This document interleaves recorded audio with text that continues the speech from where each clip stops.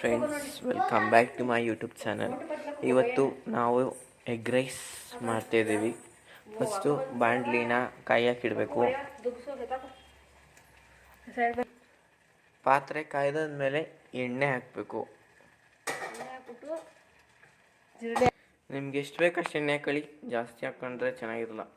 ಲೈಟಾಗಿ ಹಾಕೋಬೇಕು ಎಣ್ಣೆನ. ಎಣ್ಣೆ ಕಾಯ್ದಾದ್ಮೇಲೆ ಮೆಣಸಿನ್ಕಾಯಿ ಹಾಕಬೇಕು.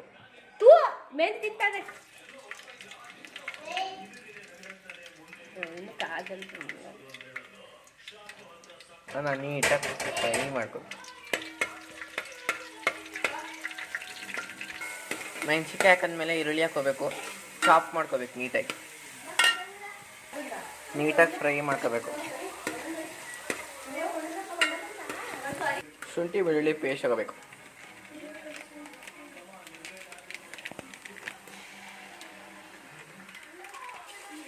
ಇವಾಗ ಮೊಟ್ಟೆ ಹಾಕೋಬೇಕು. ನಿಮ್ಗೆ ಎಷ್ಟು ಜನಕ್ಕೆ ಬೇಕೋ ಅಷ್ಟು ಚೆನ್ನಾಗಿ ಮಾಡ್ಕೊಳ್ಳಿ. ಇಲ್ಲಿ ಮಾಡ್ತಾ ಇರೋದು ಒಂದು 4 ಜನಕ್ಕೆ ಮಾಡ್ತಾಯಿರೋದು. ನಾವು 4 ಜನಕ್ಕೆ 6 ಮೊಟ್ಟೆ ಹಾಕ್ಕೊಂಡಿದ್ದೀವಿ. ಇದನ್ನ ಈಗ ಫ್ರೈ ಮಾಡ್ಕೋಬೇಕು ನೀಟಾಗಿ.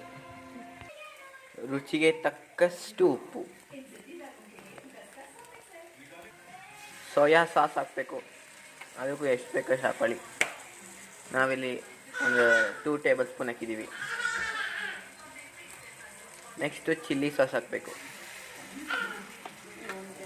ಇದು 1 ಟೇಬಲ್ ಸ್ಪೂನ್ ಹಾಕಬೇಕು.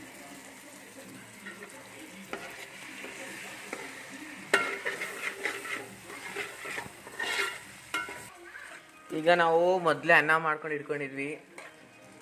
ಸಣ್ಣಕ್ಕಿ ಹಾಕಿದ್ವಿ.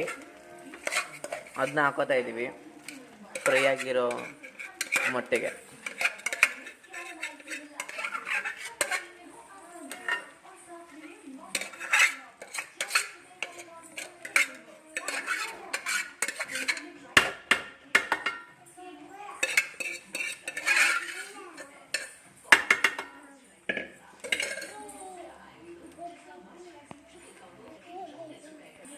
ನೆಕ್ಸ್ಟ್ ಕೊತ್ತಂಬರಿ ಸೊಪ್ಪು ಹಾಕೋಬೇಕು.